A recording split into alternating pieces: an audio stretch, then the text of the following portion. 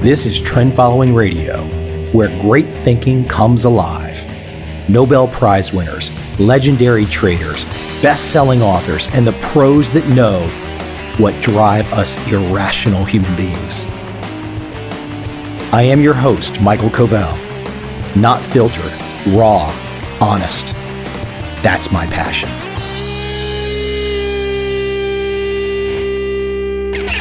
My guest today is Scott Hartley. He's a venture capitalist and author. Scott brings a wealth of experience from across Silicon Valley and beyond. I have to say, I quite admire. I don't know how many marathons this man has done, how many triathlons he's done. He's been to 70 countries. Absolutely, I want to know when this man sleeps. Today we discuss his newest book, The Fuzzy and the Techie: Why the Liberal Arts Will Rule the Digital World. That title alone is probably going to cause half the audience to say, yes, and the other half to go, no way. Scott's not so dogmatic. He's giving a very learned perspective to a really interesting subject.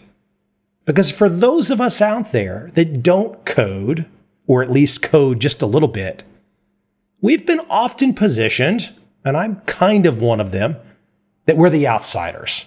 Programming, coding is ascendant. Well, for sure, when you look at the success of Mark Zuckerberg, it's absolutely ascendant.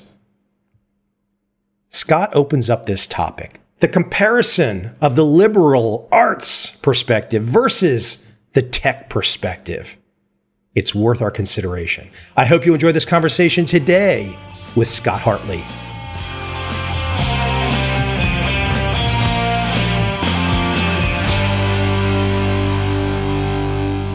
Fuzzy and techie.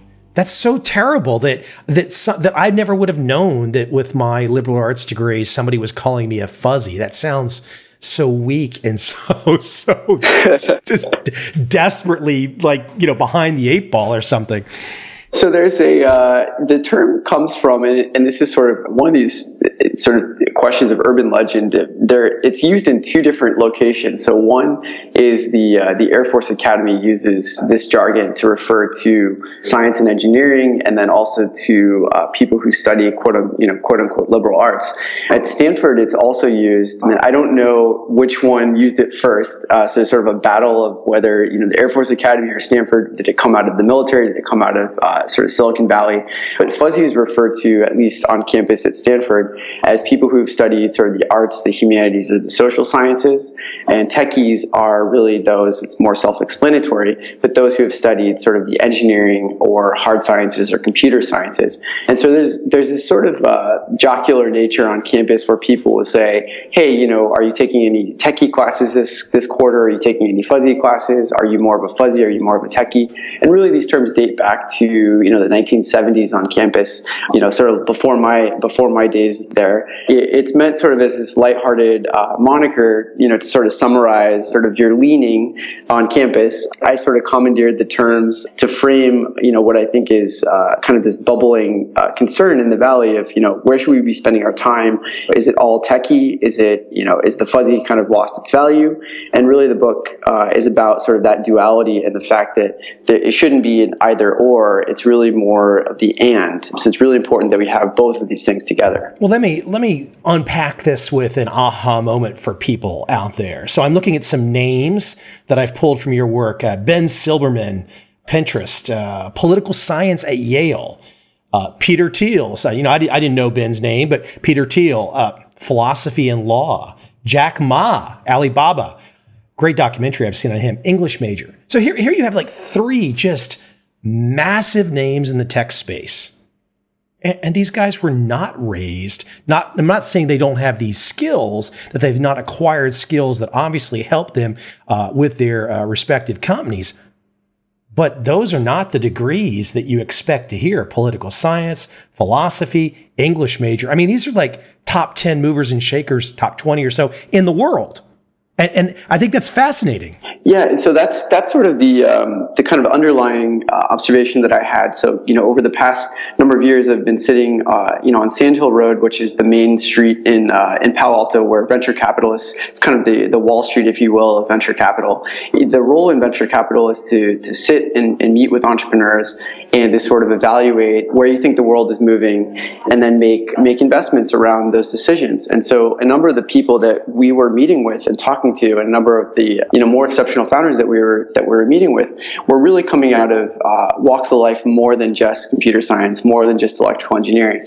My sort of empirical observation sitting in that seat was, hey, wait a minute, this narrative about everybody is a dropout coder, programmer, that's sort of the Evan Spiegel of the world. This is really not the full narrative, and in fact there are a number of people that are coming out of these various walks of life that are applying their skills and their perspectives in different ways, partnering with technologists to really impact markets that they know something about. But yeah, you look down the line, and whether it's Sheryl Sandberg, who's de facto running Facebook with Mark Zuckerberg, she's an economics major. Susan Wojcicki, who runs YouTube, history and literature. Carly Fiorina, who used to run HP, studied medieval history. Alex Karp, who runs Palantir, which is a big data company that Peter Thiel again helped found and studied philosophy. Alex Karp actually has a PhD in neoclassical social theory. So you go down the list and you think about people in various leadership positions. Reid Hoffman, for example, founded LinkedIn. He also studied philosophy. Stuart Butterfield at Slack, which is a new sort of communications platform. He was not only an undergrad in philosophy, but he did his grad work in philosophy. It's really this sort of false narrative that everyone in the Valley is somebody that's uber technical. Obviously, these people have acquired the skills to talk the talk and also to walk the walk. But I think I really want to sort of myth bust this narrative that everyone in the Valley is coming out of STEM degrees and nobody is sort of coming from liberal arts, because it's actually sort of a false truth. And I think if you listen to some of the taglines and headlines coming out of Silicon Valley or coming out of some of these places, whether it's Mark Andreessen talking about people with soft skills are going to work in shoe stores in the future, or Vinod Khosla, one of the founders of Sun Microsystems, who runs a large VC firm, Khosla Ventures, has said, in other words, that the liberal arts degrees are useless. And I think that to kind of counter some of those statements, it's like, wait a minute, let's take a step back from this pendulum swing to, everything is robots and AI. And let's consider that, there really are these other aspects, other skill sets in the Valley that are, of equal and sort of considered value. Let's narrow this down some, because I think if we start to talk about, for example, all liberal arts degrees, this is a population that's not defined at all. Really, it's just kind of saying all, so it doesn't really give specificity. And then on the flip side, if you say all techies, look, there's plenty of guys that are sitting in their mom's basement who never did anything with all that tech background. So I think what the real issue here is that people, whichever side they're starting on, it's where do they gravitate to? So if you don't, I can think back to myself in the late 1990s, I had no coding skill at all. But when I was broke and I lost my one web page developer, I had to figure out what I could touch on that code that would not mess things up and allow me to keep moving forward. So I think what the real issue is, I hope you agree with me, the real issue is, what's the commonality, depending on whichever side of the camp you come from, what's the commonality that moves you forward? Because again, on both sides, there's going to be folks that don't get to the end goal, perhaps. Exactly. Yeah. So I fully agree. This sort of faux opposition has been sort of thrown down. If you go back to 1959, there was a guy named Charles Percy Snow who delivered a great lecture at Cambridge, and it was dubbed his Two Cultures lecture, where he talked about there was this sort of this opposition, this faux opposition between people from the sciences and people from the humanities, and in fact, we needed people that were studying the laws of thermodynamics to also read Tolstoy, and we need people studying English these days to take a class in JavaScript.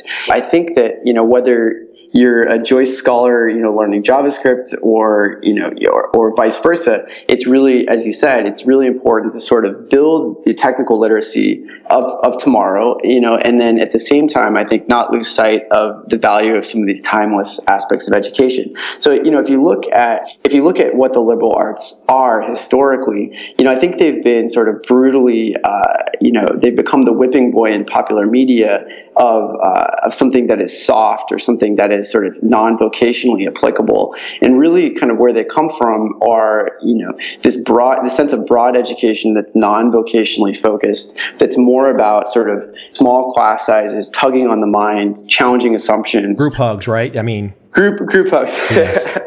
Yeah, and that's, so there's the element of group hug, right, that's sort of thrown in there. But then at the same time, one of the things people forget about the liberal arts is they actually include the natural sciences, math, logic. At the same time that we sort of denigrate them as basket weaving, we forget that they include things like physics, biology, astronomy.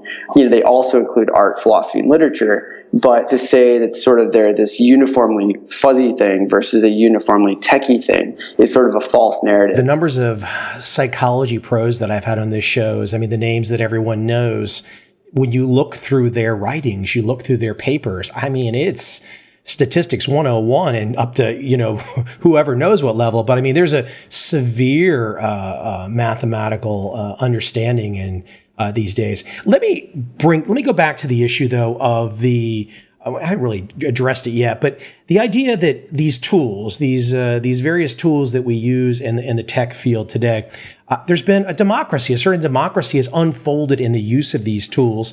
So when we mention a Jack Ma, the English major, we mention Peter Thiel. One of the reasons that people have been able to excel is because these are tools. And I can think back, let's say, to the person that perhaps invented the hammer. I'm sure at some stage of the game, the guy that invented the hammer, there was a whole cult around the hammer. And only the people that understood how the hammer was forged were able to swing the hammer.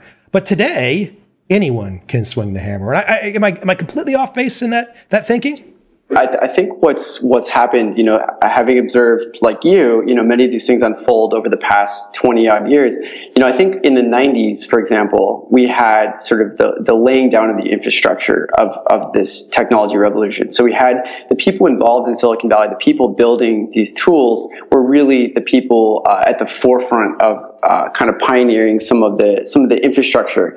Where we are now, in many aspects, again, tech is not a monolith, and there are many things happening on the frontier of AI or of machine learning or of what's happening with Bitcoin and blockchain, for example. There certainly are aspects of frontier markets where technologists are still deeply at the helm. But then there's another sector, which is the application layer on top of that technology. And that's where we're seeing a ton of innovation from people that are coming from non-technical backgrounds. So, for example, if you look at some of the democratization of web development, for example, years ago, you would have to, write specific CSS or specific code, cascading style sheets to optimize for different browsers, for different sizes, for different form factors of mobile.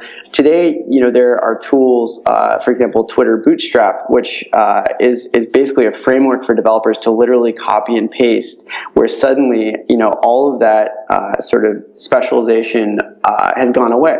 There are a number of examples of this that have kind of democratized the building blocks. In psychology, we talk about chunking, or this process of sort of thinking in larger and larger chunks, seeing a chessboard in larger and larger pieces. And I think that what's happening today is the constituent parts of technology have become sort of chunked together, so that there used to be this term full stack developer, and in many ways now it's become full stack integrator, where it's about people that can sort of zoom out, see the big picture, understand a specific problem, have maybe a domain expertise about that problem, passion about that problem, and say, okay, let me figure out, what are these constituent building blocks that I can assemble together to make this happen. So I think if you look behind the veil of any of these technologies today, whether it's Uber or anything else, it's really it's really a mosaic of other tools that they're building on top of. Even with Uber, for example, you get a mobile notification when your driver's coming. Chances are that's done through something like the Twilio API. So they're using something like Twilio to figure out how to send a mobile notification to you. Or if they're accepting payments, likely they're using Braintree or some payments platform to be able to do that. So Uber doesn't have to develop all of these different aspects of the business. They can cobble together some of these underlying infrastructures. So that's one of the things that's going on there. And then beyond that, just from sort of an upskilling technical literacy perspective, there are so many new platforms and so many new ways to learn these new skills. And what's even more interesting is that this sort of notion that you study computer science, you have immunity forever, you sort of have this antidote to redundancy is false. If you look at even some of the people behind Coursera or Udacity, Treehouse, Codecademy, for example, those are all different online platforms to learn different elements of coding. In the process of hiring the developers to build those platforms, there's a great story about Zach Sims, who was a political science major from Columbia, actually dropped out to found Codecademy. And Codecademy has, at this point, I think 25 million people learning to code for free on the website. But when Zach was looking to hire coders to help him build this product, he actually found that some of the CS grads from top schools around the world, top schools in the US, actually lacked the most recent relevant skills to be able to build the platform. So in other words, they were really versed in sort of the theory of, how computer science works, but they weren't actually as up to date on, it's such a fast moving market that even these computer science majors, they still had to, upskill using platforms like Codecademy, or Treehouse to get up to snuff to be able to build the platform. It's interesting that, this notion of just, study something technical and you've got this sort of antidote to redundancy is no longer true. And it's really about, keeping your skill set in beta, meaning continue lifelong learning, engage these platforms to kind of upskill as you go. In your work, I can see one of the ways that you would frame the pushback is people might say, hey, let's just let the facts, the data, let that speak for itself. But you kind of come out and say, hey, hold on. It's not just the answers, it's the questions. And you quote Voltaire. You said, we must begin to judge a person on the basis of their questions, not their answers. And that's one of those ones that causes you to, I think most people would pretty quickly see the logic there and the rationale and why that's wise. But it's very clever to think that way. And it's the skepticism. You got to have that curiosity and that skepticism built in. And the questioning is so much more important than just necessarily only always having the answer. So I think we're living in an era where, with the decreasing cost of sensors, for example, there's really this explosion of sensing devices, whether it's your Fitbit, tracking every movement of your body, whether it's the Internet of Things that's starting to infiltrate our cities and our built environment. Because of the cost of sensors decreasing, we have this surfeit of data and we have this explosion of data. And I think that over the past, 5+ years, this term big data has been thrown around as sort of this promise that, with enough facts, with enough information, with enough data, we will suddenly have answers and we'll suddenly have truth. And what's ironic is this is something that actually goes back all the way to Plato, up through Sir Francis Bacon. This notion of, if with enough facts we don't need the scientific method anymore, we don't need sort of ask questions or have hypotheses. There was a great article in I think 2008 that Chris Anderson, former editor of Wired, ran called The End of Theory, about this sort of coming end of the scientific method and the lack of need for any hypotheses going forward. And it was sort of a straw man argument that many people sort of responded to. But I think that it does beg the question, how are humans engaged in this process? There's so many different examples of this, but there's, one that I talk about in the book is about a data scientist named Claudia Perlich, based in New York, who was going through a data science competition a number of years back. Through this process, they were looking at fMRI imagery data, and they were trying to look at a number of features within the images to create a predictive model for breast cancer. They looked at the 100 plus different features in each image. They classified the images. They developed machine learning algorithms to sort of create a predictive model. And then at the end of the day, they found, wait a minute, we found this predictive model that seems a little bit too good to be true. This predictive feature, it just sort of struck a chord in the gut that said, wait a minute, maybe this is too good to be true.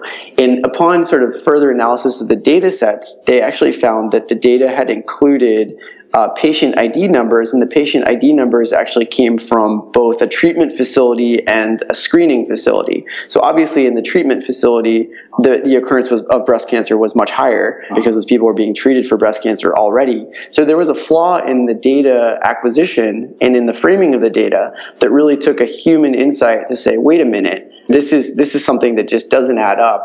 It seems a little too good to be true. Let me gut check it. So there are a number of cases like that where you have big data, you have this sort of surfeit of information, but how do we translate that into knowledge? And the way that we translate that into knowledge is by continuing to have people sort of at the helm, framing the data, questioning biases, questioning all these different aspects of how it was collected. And that's by no means are you attempting to discount the data, discount the tech. You're just kind of making the point that there's a marriage here that works well. We're maybe at some point in the future, we will reach, quote, some singularity or something, and we will have tech that doesn't need us living, breathing mere mortals. But we're not there yet.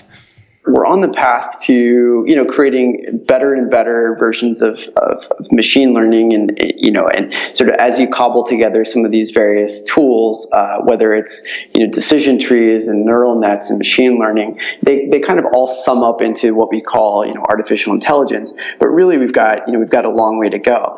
I think a great example of how AI can be used effectively, if we look at, for example, Stitch Fix is a company that provides subscription retail. So people, they come to a website where it's effectively to buy clothing, but there's no buy button. There's really only a quiz, and the quiz asks you 60 or so questions, and it says, classify yourself according to these different parameters. Would you say that you're a fashion forward individual? Would you say you're more of a classical? Are you a hipster?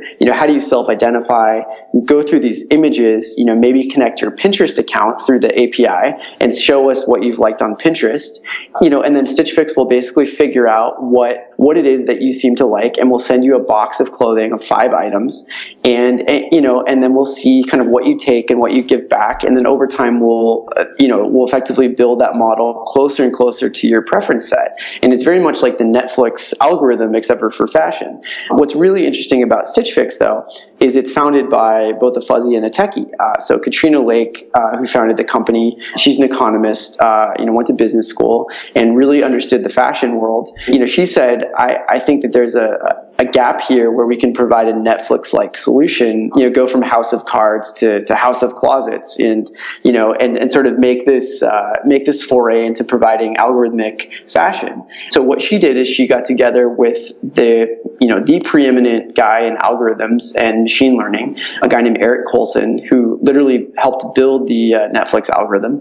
And what they did was come together and figure out, how can we classify different items of clothing? Can we look at, if it has button-down lapels, or it has, this width of a collar? Can we provide, 100 plus characteristics on every item of clothing?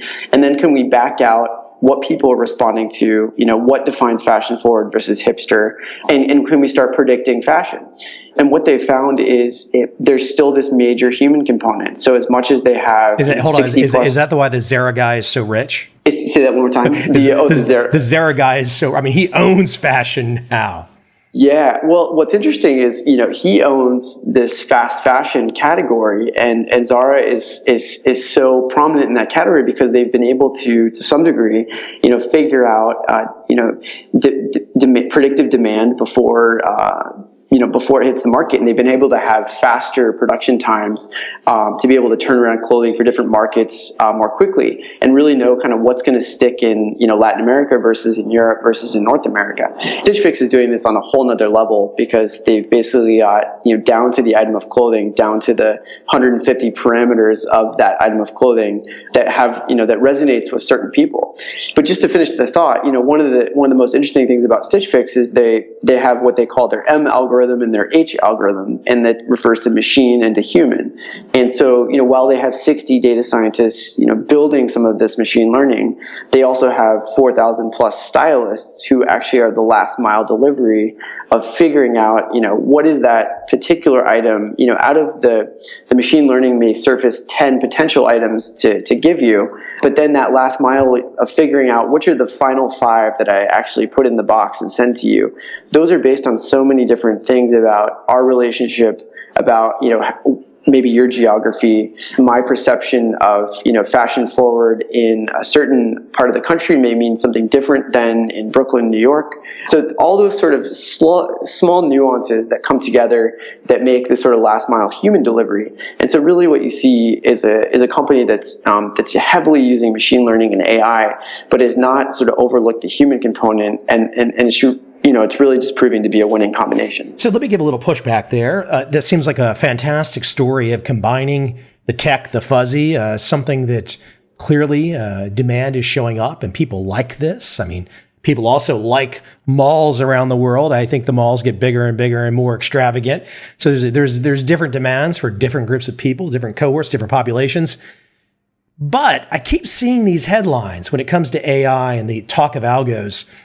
I've seen Stephen Hawking predicting the end of mankind.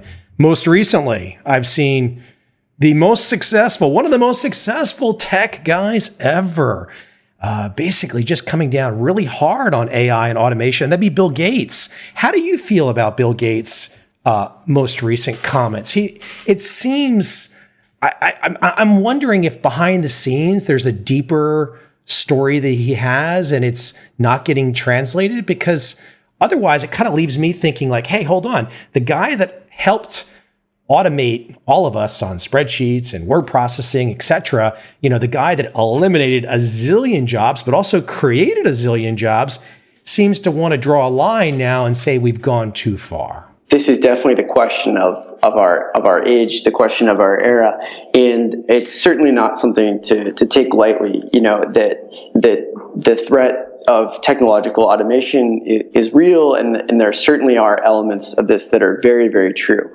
I think what's also interesting is to look at sort of there's a duality of research that's coming out, saying this percentage of jobs are fully automatable and they're doomed and they'll be gone tomorrow, and there's another sort of more conservative set saying, wait a minute, let's think holistically about jobs, and jobs contain constituent tasks. Tasks are made up, jobs are made up of tasks, and tasks run the gamut from things that are highly scripted, highly predictive, to things that are very ad hoc.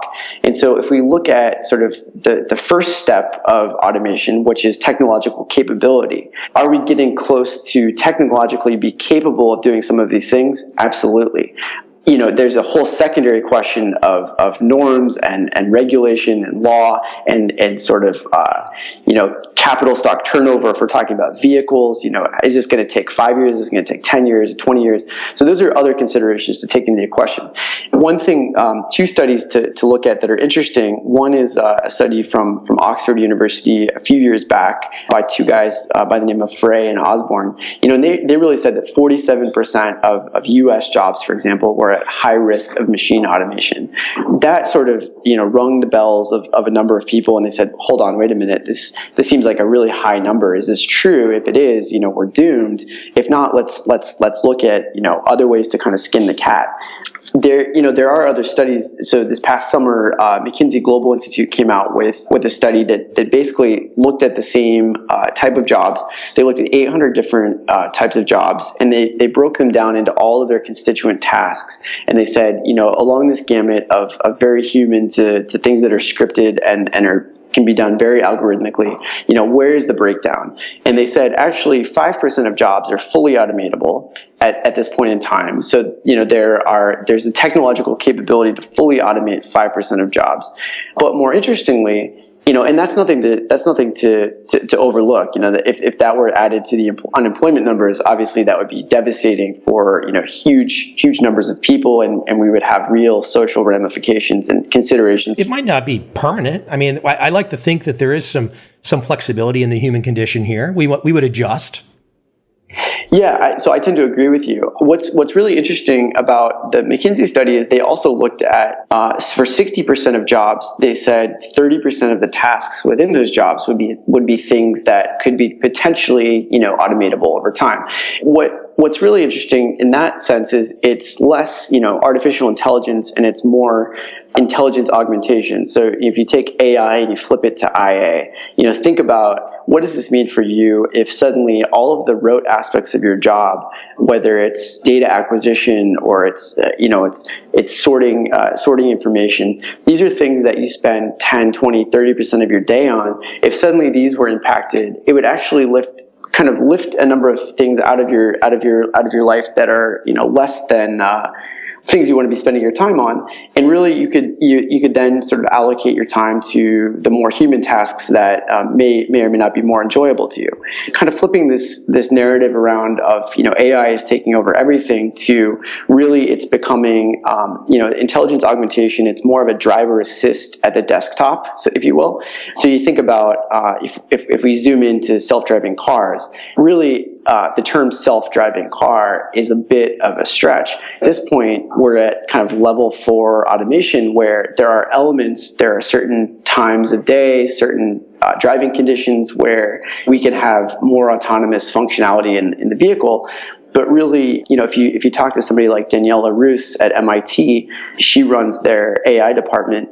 She talks much more about parallel automation than serial automation. And what that means is we're talking about things happening between sort of human augmentation, AI getting better, but really sort of helping the human perform better rather than sort of this serial automation where it's all or none. Thinking more along the lines of, going from, a manual transmission to an automatic transmission to sort of self-parking to sort of lane guidance on the freeway to, this driver assist where we have a guardian angel system that intervenes and helps us, the same way that scaffolding for autopilot on a Boeing or an Airbus airplane flying in the sky works, but there's still a pilot in the front seat. Let me break apart two big things that I always expected 20 years ago to not hear this conversation of the only place people get their education is a formal university training,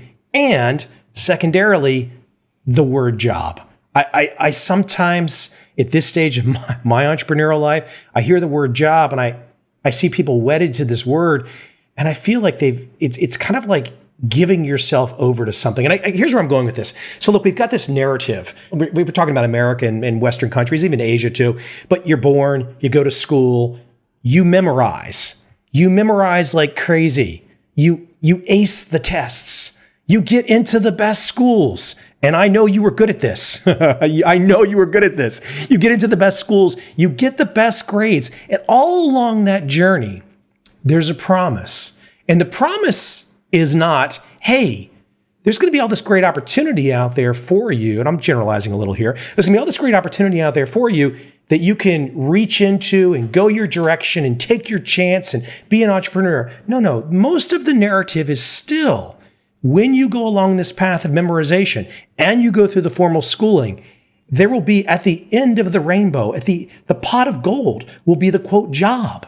And it's like, I always say, well, what's the job? Who's the provider of this job? Like, why are we giving ourselves away to this story when there's so many other ways to go than just that way? It's such a Do you like that? You like that question? I just serve up on that for you. Well, going back to kind of the false narrative, you look at somebody like Mark Zuckerberg, who we say, okay, this guy, amazing, prodigious coder, top of his class probably in computer science. If you zoom in on Zuck, he like his older sister, Randy, he studied psychology at Harvard. Before that, he went to Exeter, which was a liberal arts prep school. At Exeter, they use something called the Harkness method, which is very Socratic. It's around a round table where you really debate in small classroom sizes. He loved reading ancient Greek. He claimed to, read Latin and Hebrew and French. He's a guy who's deeply curious about a number of things. He actually won a prize at Exeter for classical studies. So, this narrative that he sort of is this savant that codes and does nothing else is false. And so I think he was a curious skeptic. Curious skeptic, exactly. And so I think, had sort of the audacity to challenge norms, had sort of the grounding and curiosity in a number of different domains, deeply curious about science fiction. Elon Musk and Zuck, I think, share that. There's this sort of holistic approach to things that I think, if you go back to education and think about, what's happening today in this world, there's this interesting duality, because if you go into the heart of Silicon Valley, one of the most popular schools is the Waldorf school, which comes out of kind of the Rudolf Steiner method. A lot of Silicon Valley elites are sending their kids there, and you wonder, why are people at the helm of technology companies sending their kids to a Waldorf school where effectively an iPad is banned in the classroom and it's all analog? And, isn't this a counterintuitive thing? And I think there's a number of questions about how do we integrate technology effectively into the classroom? How do we bring sort of the fuzzy and the techie together? And I think if you look at the data around sort of the tech only angle in the classroom, the numbers are dismal. Let me dig a little bit there on the Zuckerberg thing. How do we know, though, on some of these super achievers, and I'm just an average guy that's kind of making my way, but I really sometimes think that for myself, the larger advances that I made were kind of independent. I didn't necessarily have the mentor. It was kind of going down the path. Perhaps it was a particular book that I picked, something that struck me. How do we necessarily even know? I mean, that's one of the data issues that I wonder, are we even missing out on, is where does that Zuckerberg, that curious skepticism come from necessarily? Look, you've mentioned going back to the ancient Greeks, but for the vast majority of the populations out there, it's not a natural way to be. The question of how do you cultivate this curiosity? How do you cultivate passion? How do you cultivate the willingness to want to go read those books on your Saturday off? And, these are questions that I think get back to the core of vocational training versus something that kind of tugs at your mind and your curiosity and exposes you to a broad swath of different opportunities and kind of helps you unpack with yourself, what it is that you truly enjoy. And so I think, if you look at these various ways that we can integrate technology in the classroom, it's how do you create an environment that's both analog and digital, that's both sort of teaching some of these timeless skills and curiosity, and then also preparing people for a changing world where, for example, today, a graduate today may be working in the year 2060 or 2070. What does the world look like that far out? We have no idea. And so how do you prepare people for that sort of future environment where obviously familiarity with data, familiarity with technology is going to be paramount. But at the same time, as you say, it's not enough to just go through a Ruby on Rails course and sort of believe that you've got sort of this invincible skill set forever. So how do you cultivate that? I noticed that you addressed ethical aspects of tech. And at first, as I was reading it, my first thought was what the hell, the ethical aspects of tech? And then you read two more sentences and you're like, oh, yes, that's a major point to be aware of. And I think for people, and I'm going to let you run with this, but look, I mean, so much of our tech advances today, look, Facebook is great. I'm not a Snapchat person. Twitter is a great tool. But my God, all of these tools, these things are as you mentioned in your work, it's like B.F. Skinner 101. We've created addictions on top of addictions. So people might say, well, what are you talking about, the ethics in tech? Well, hold on. We really should unpack that, shouldn't we? Well, if you look at sort of what's happening in a number of domains, whether it's decision making around going back to self-driving cars, for example, if you are sitting at Nissan or you're sitting at Tesla, this notion that you put things into ones and zeros, you code it into an algorithm, and suddenly it becomes objective is false. Thinking about, okay, who's in the room when those decisions are being made? How are those sensitivities being addressed? There's a classic philosophical question going back to the 60s, Philippa Foot, who asked this, trolley problem of if you can, move a trolley from one track to the other, and there's certain death on both tracks, but there's more on one and less on the other, what is the right decision? And these are the type of questions that are going on at, a company like Nissan today. So for example, there's, a woman named Melissa Chefkin, who is the in-house anthropologist who's thinking about, if two cars come to a stop sign, there's a sort of natural dynamic of hand waving and eye contact.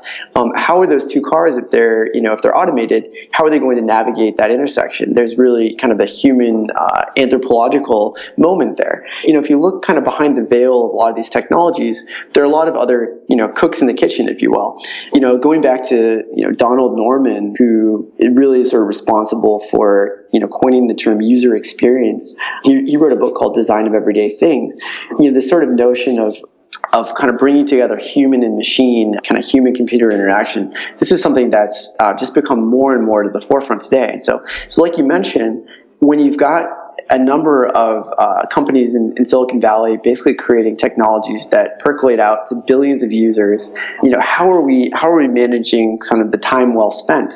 I think if you kind of peel back the onion here, there's a lot of different things happening. If I zoom in on Apple, for example, Apple, a number of years ago, they founded Apple University, where they brought in the former dean of the Yale School of Management. And the idea was to bring together, philosophers and ethicists and people to kind of walk through implications of technology. How do you sort of preserve the legacy of Steve Jobs? How do you sort of make the computer still the bicycle of the mind?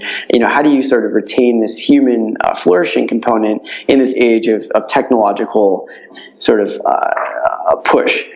And so, so there's just a number of questions that we could ask. But yeah, you and I could pick. I could pick and push you in a lot of directions for hours, I'm sure.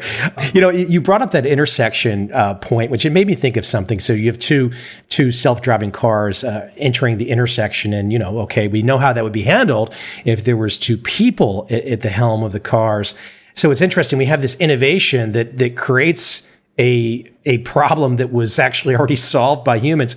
And I can give a little bit of color to this. I can think of a city where there are more taxis on the road than Uber, and the taxis are everywhere. They're clean. The prices are basically the same as Uber. Maybe Uber's 10% cheaper.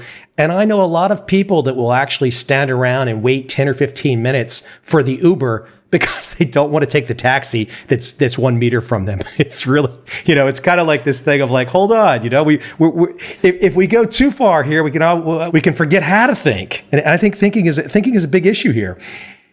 Yeah, I mean, there are scholars in this field of sort of addiction science that would say we are all kind of infatuated with our phones, and they've become these slot machines in our pockets versus bicycles for the mind. The only industry that makes more money than baseball, cinema, and theme parks combined in the United States are slot machines.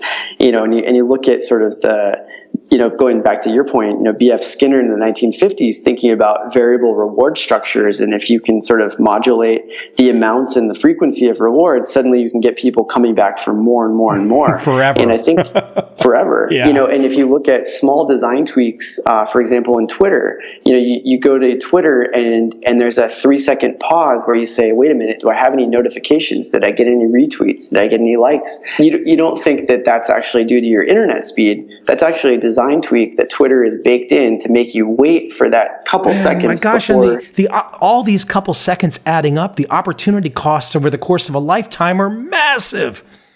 Massive. And so, one of the guys who's really the guy to kind of look up about this particular area, and I feature him in the book, is a guy named Tristan Harris. And Tristan, he founded a company back in 2007, which he sold to Google, and then he became the in-house philosopher at Google. And that was sort of a self title that he developed over time, and then started moving into and living up to.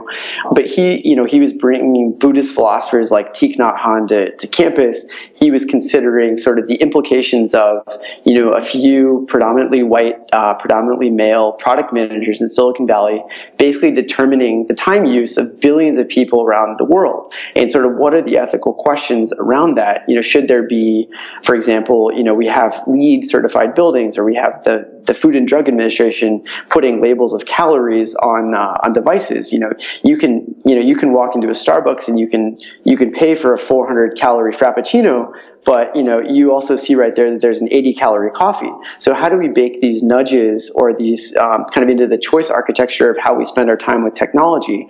How are we asking these questions? Is anyone asking these questions? And so these are some of the things that these small design tweaks, like the moments on Twitter, you might say, well, it doesn't have that big of an impact on me, but you multiply that out by millions and potentially billions of users, and like you said, the aggregate time lost, the opportunity cost of that time is huge.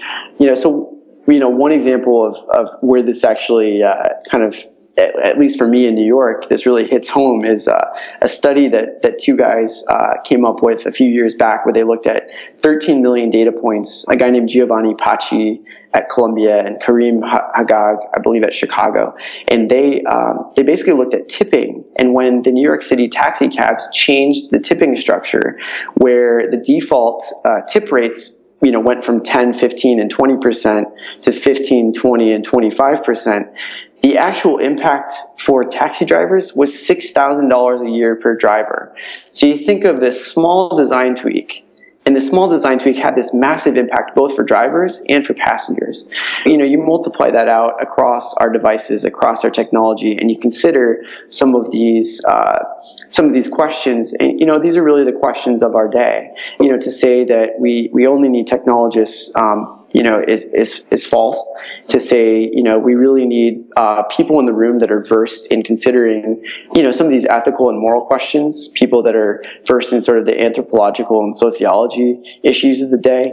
These are all important pieces of the puzzle, and these are also, kind of going back to the false narrative of Silicon Valley, these are also things that already are there. So this is not something new. This is really kind of myth busting the reality of what's already in the Valley, and sort of telling people, hey, just because you didn't study computer science, just because, you didn't have that foresight when you were 13 years old, it's fine. There's a role for you in many of these tech companies. There's a role for you in Silicon Valley.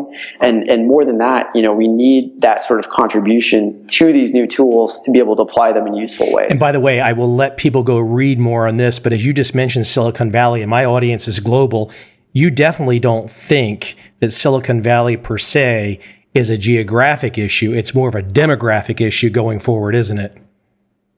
Absolutely. So going back to the democratization of the tool set, these are globally accessible tools. And I've really had the fortune to go on a number of entrepreneurship delegations, as a venture guy, to Africa a number of times, and sort of sitting in Dakar, Senegal. I remember talking to a Mauritanian entrepreneur, and this Mauritanian entrepreneur, wonderful guy, wearing a kaftan, this long robe. We're sitting by a pool, and he says, "Can I show you my mobile app?" And I said, "Of course." And he pulls out his Android phone, and he shows me, he actually has multiple phones. He shows me different iterations of the mobile app. And I asked him, how he learned to code it. And he said, well, I took Codecademy, and I watched lessons on General Assembly, and I read TechCrunch from Silicon Valley. I ask questions on Quora, which is a question and answer site that's populated by a number of technologists. So here's a guy, sitting by a pool in Dakar, Senegal, who's originally from Mauritania. He's showing me things he's built for Android for his local market, because that's where he has knowledge. But he's developed the skills by using a number of these global platforms. It's really just the beginning, and I think we're we're going to start seeing more and more companies come out of more and more parts of the planet. And we already see, cybersecurity companies coming out of Israel. We see, a bunch of gaming companies coming out of Scandinavia. There are, incredible companies coming from all over. And I think that finally Silicon Valley, and particularly Sand Hill Road and the venture capital world, is waking up to that phenomenon that good deals, quote unquote, are not within biking distance of Palo Alto. Oftentimes you got to get on a plane and you got to go to Saigon. The book, The Fuzzy and the Techie, Why the Liberal Arts Will Rule the Digital World. And as you just said, your Africa story there, I love this little note about you. 70 countries you visited. I don't know if I've crossed 30. I'm somewhere around 30, I think, but 70 is a number. That's a lot of work. Well, it's a lot of planes, trains, and automobiles. Yeah, it was really benefited by getting the chance to spend some time in places like India, where I worked with Google for over a year. I think, as you know, when you're based in a market like India, the opportunity for jumping off and going all different places in the region are just amazing. That part of the world, I've not been to India yet, but I've been over to Myanmar, and it's just you walk down the streets of a place like Yangon in Myanmar, and you're just like, wow, this is not San Diego. It's just different. It's one of those things where you've got to get off your rear end in the U.S. of America and get on that plane and roll. Again, the book, The Fuzzy and the Techie, Why the Liberal Arts Will Rule the Digital World. Scott, thank you for taking some time today. Hey, Pat, one more question. Where can we send people? Where's the best website? The best website is, it's easy to remember. It's fuzzytechie.com. Okay. And it's fuzzy with a Y, techie with an IE. Great stuff, Scott. I could pick your mind all day long. You've really opened up the kind of Pandora's box on all the topics that even if we're not thinking about them, we're going to eventually open up our eyes to having to think about them, because these are the issues of the day, as you say. Yeah, thanks so much, Mike. Really appreciate the time and enjoyed the conversation.